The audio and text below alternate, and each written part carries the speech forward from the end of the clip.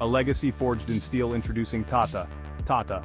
It's a name synonymous with India, like really synonymous. Think of a big company, got it? It's probably owned by Tata. Okay, maybe not, but they own a lot. From cars to software, salt to steel, Tata's reach is global. But how did they get so big? Buckle up, because we're diving into the wild world of Tata. Tata isn't just one company, it's a bunch of them.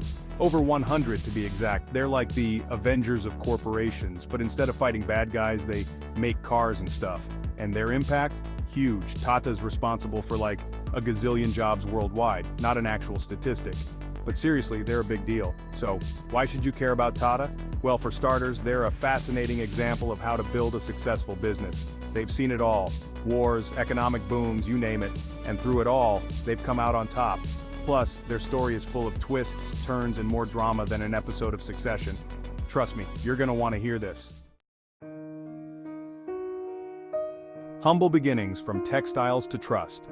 Our story begins way back in 1868. Picture India under British rule. Not a great time to be Indian, let's be honest. But amidst the chaos, a young entrepreneur named Jamsetji Tata had a vision. He wanted to build a company that would make India proud. Ambitious? Sure. Impossible? Not for Jamsetji. Jamsetji started small.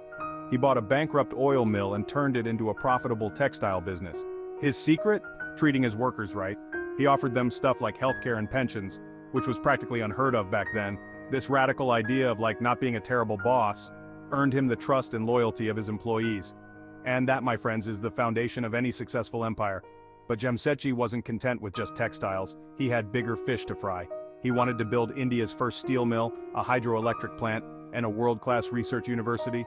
Basically, he wanted to drag India into the 20th century, kicking and screaming if necessary. Talk about ambitious. Nation building, the pillars of Indian industry. Sadly, Jamsetji didn't live to see all his dreams realized. He died in 1904, but his sons, Dorabji and Ratanji, picked up the torch. They were like the George and Jeb of the Tata family, except, successful. Under their leadership, Tata Steel was born in 1907, becoming the first major industrial enterprise in India. Take that, British Empire. The Tatas weren't just building companies, they were building a nation. They believed that a strong India needed a strong industrial base. So they poured their resources into building power plants, cement factories, and chemical plants. They were like the Bob the Builders of India, except instead of fixing a leaky faucet, they were building entire industries. But the Tatas weren't just focused on profits. They believed in giving back to society. They established hospitals, schools, and research institutions, all dedicated to improving the lives of ordinary Indians. They were like the Oprah of industrialists, except instead of giving away cars, they were giving away education and healthcare. A taste of freedom. Tata and Indian independence. Fast forward to 1947. India finally throws off the shackles of British rule and becomes an independent nation. Cue the fireworks and Bollywood dance numbers. But freedom came with its own set of challenges. The newly formed government was tasked with building a nation from scratch. And who did they turn to for help? The Tatas, obviously. J.R.D. Tata, Jamsetji's grandson, was now at the helm of the company. He was basically the Elon Musk of his time, a visionary leader with a knack for innovation. Under his guidance, Tata expanded into new sectors like aviation, chemicals, and consumer goods. They were like a corporate octopus, their tentacles reaching into every corner of the Indian economy. But JRD wasn't just a businessman, he was a passionate advocate for social justice. He believed that businesses had a responsibility to uplift the communities they operated in. He introduced progressive labor practices like an 8-hour workday and maternity leave. He was like the Bernie Sanders of CEOs, except, he actually owned a company. Section 5. Global ambitions, expanding beyond borders. By the late 20th century, Tata was a household name in India. But they weren't content with just dominating the domestic market. They had their sights set on something bigger, global domination. Okay, maybe not domination, but they definitely wanted to expand internationally, and expand they did. Tata went on a global shopping spree, acquiring iconic brands like Tetley tea, Jaguar Land Rover, and Tata Steel. They were like the Beyoncé of the business world, fierce, unstoppable, and always adding new trophies to their collection. These acquisitions weren't just about making money, although that was definitely a bonus. They were about acquiring new technologies, entering new markets, and most importantly, proving that an Indian company could compete on the world stage. And compete they did, turning around struggling companies and transforming them into global success stories. Section 6. Innovation at its core, from software to salt. Tata's success wasn't just about acquisitions. They also understood the importance of innovation. They invested heavily in research and development, constantly looking for new ways to improve their products and services. They were like the Steve Jobs of conglomerates, always striving for the next big thing. Take Tata Consultancy Services, or TCS, for example. In the 1990s, when the internet was still in its dial-up phase, TCS bet big on software services. And boy, did that bet pay off. TCS became one of the world's leading IT services companies, proving that India could be a global powerhouse in the digital age. But Tata's innovation wasn't limited to high-tech industries. They also found ways to innovate in everyday products, like salt. Yes, salt. In the 1980s, Tata introduced iodized salt to India, combating iodine deficiency and improving the health of millions. They were like the Marie Curies of salt, revolutionizing an entire industry with a simple yet life-changing innovation.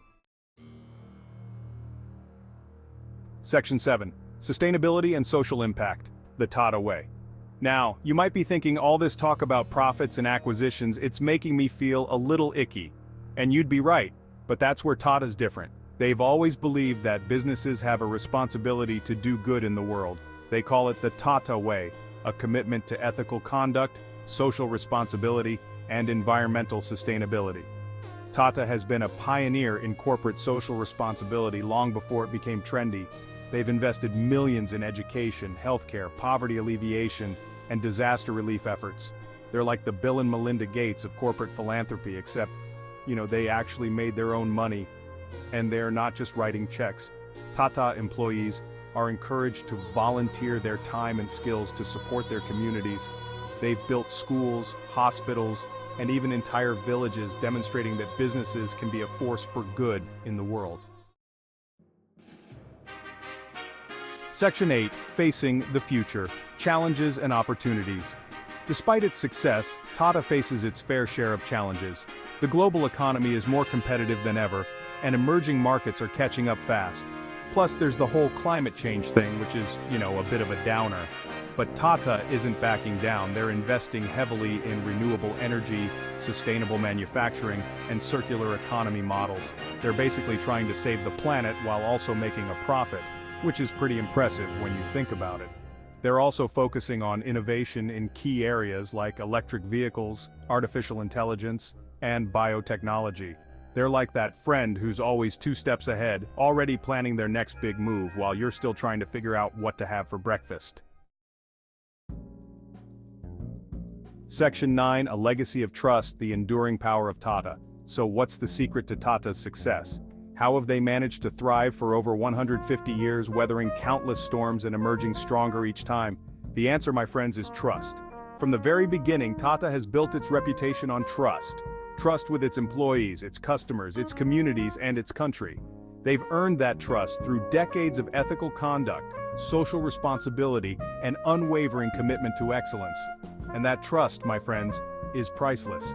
It's the foundation upon which Tata has built its empire, and it's the key to its continued success in the 21st century.